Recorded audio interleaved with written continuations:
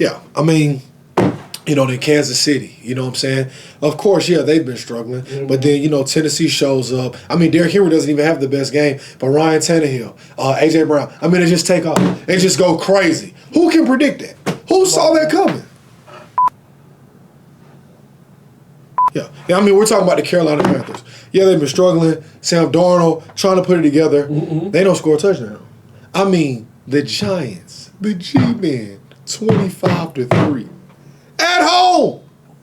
So that's a hell of a loss.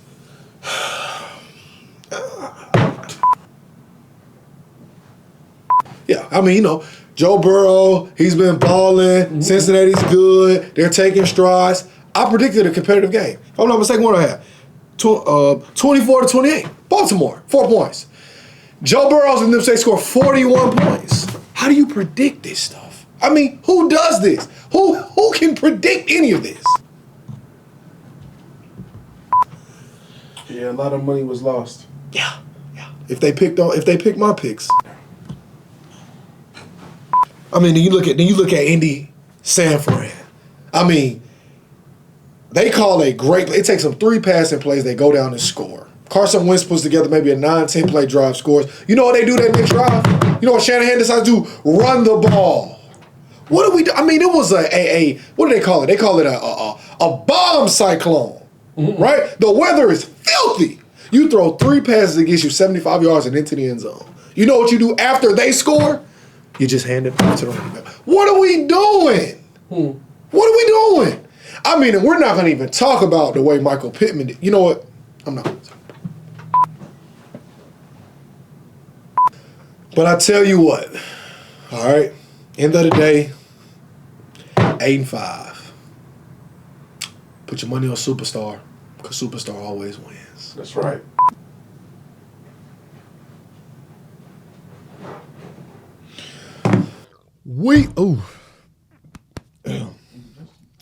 Week 8, and we back at it. Don't give up on your boy just yet. All right, so before I get into the slate, I got a quick PSA. Now, on my superstar selections that I made during the week, or I should say at the beginning of the week, I chose Green Bay to upset the Arizona Cardinals. However, when news about the defensive coordinator, when news about Devontae Adams spread, Alan Lazard, I really didn't see them pulling it out. So with my sheets, with my guys, I put my money on Arizona. However, in documentation, I had Green Bay beating Arizona 31-30. Game 1 on the slate, we got the Carolina Panthers versus the Atlanta Falcons. Now, going over this slate this week, I had an extremely hard time picking a winner. When I look at Atlanta, they seem to be peaking. However, if you look at the defenses they face, we're talking about 3 of the worst units in the league. On the other side of the matchup, Sam Darnold is struggling. Struggling so much to the point that he got benched for P.J. Walker at the end of last game. And Christian McCaffrey, no word on his return. So these two face off this week, and we gotta make a decision. And with that being said, I gotta take the Panthers on the road to get the upset and the W. Game number 2 on the slate, we got the Miami Dolphins versus the Buffalo Bills. Now, last week, Miami had a great game versus the Atlanta Falcons, although they lost. Defense ended up letting them down, but Tua Tagovailoa did a great job of bringing them back in the fourth quarter for the game-winning touchdown drive before Matt Ryan bounced back after that terrible turnover. On the other side of the matchup, we got the Bills, who are coming off of a bye week. And you know, like I know, what's going to happen with the Bills having 2 weeks to prepare for an inferior opponent. Game number 3 on the slate, we got the San Francisco 49ers versus Chicago Bears. Now, last week, Chicago struggled down in Tampa Bay and failed to score a touchdown. Offensively, they can't get it together. However, San Fran had a great game versus Carson Wentz and the Colts, but in the end, they took the L. This week, under fair weather conditions, going on the road, getting back on track, I believe San Fran and Jimmy G can get it done. Game number 4 on the slate, we got the Pittsburgh Steelers versus the Cleveland Browns. Now, Last week, Cleveland popped it off on Thursday by getting a big-time W over Denver. The team showed up, they played, and even though they had multiple injuries across the board, Dearness Johnson showed up and put the team on his back. Pittsburgh had a bye week, so that gave them extra time to prepare and get ready for the Cleveland team. I think this will be a defensive game, but in the end, I think Pittsburgh will make enough plays to secure another W. Game number 5 on the slate, we got the Philadelphia Eagles versus the Detroit Lions. Now, Detroit has been one of the most competitive teams in the NFL. However, it hasn't resulted in any W's. They show up, they fight every week, and they're trying to put it together. They're begging for a W. On the other side of the matchup, we have the Philadelphia Eagles, who, although their record shows 2-5, I'm still pretty high on. I'm banking on them having a late season run and securing up their second spot in the division. This week, they face off against one another, and I think this is a game where Jalen Hurts not only gets Philadelphia back on track, but also has a big-time performance. Lock the Eagles in.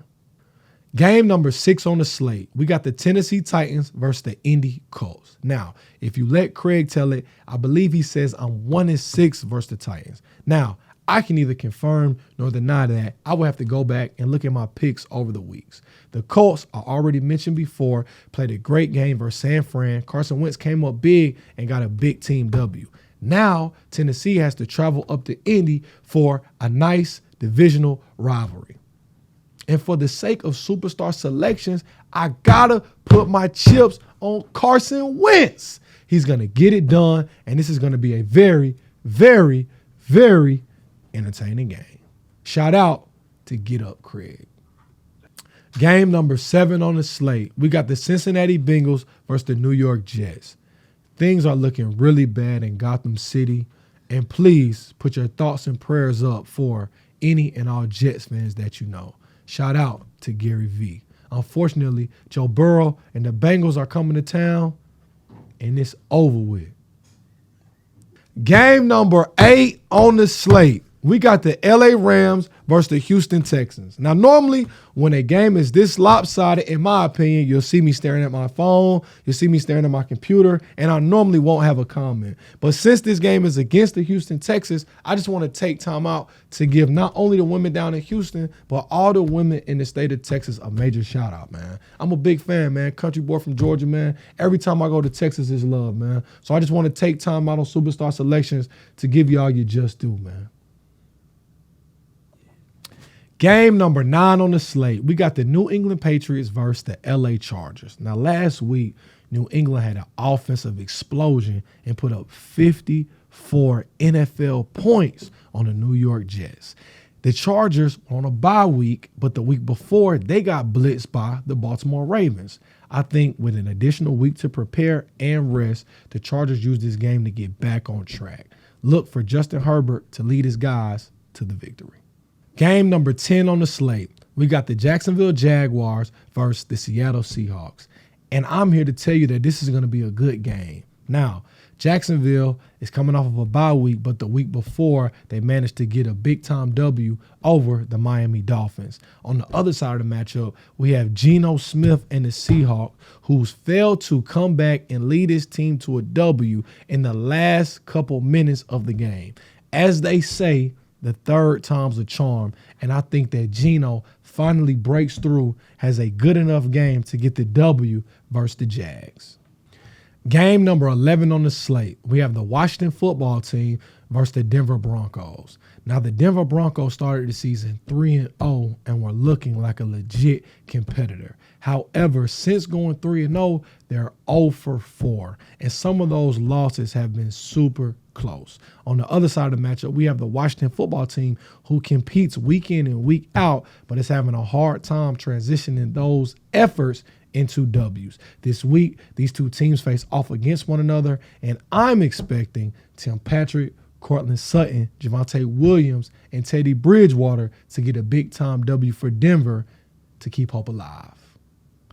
Game number 12 on the slate, we got the Tampa Bay Buccaneers versus the New Orleans Saints. Now, Tampa Bay is going crazy because they're being led by Tom Brady, who at 43 is looking better than he did when he was 23. It doesn't make sense. He's legit found the fountain of youth with the TB12 formula. Also, he has 3 bona fide threats, and he just picks and chooses which one he wants to throw to every week.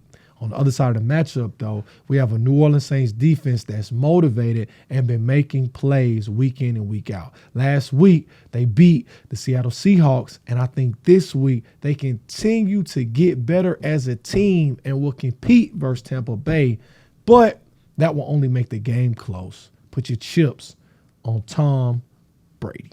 Game number 13 on the slate. We got the Dallas Cowboys versus the Minnesota Vikings.